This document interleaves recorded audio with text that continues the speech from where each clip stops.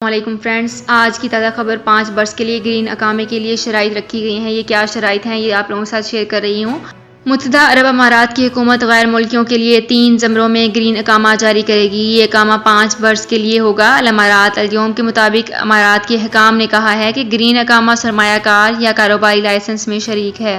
Green अकामा permit के मुताबिक गैर मुल्की को मुल्क में 5 साल तक किसी अजर के स्पॉन्सरशिप के बगैर क़याम का हक हासिल होगा।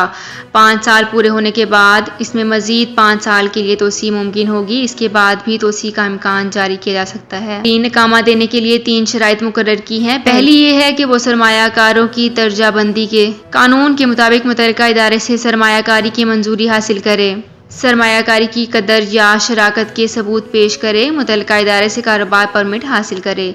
तो फ्रेंड्स, ये थी मेरी आज की ताज़ा खबर। अगर आपको ये वीडियो पसंद आई है तो हमारे चैनल को सब्सक्राइब, लाइक एंड शेयर कर लीजिए।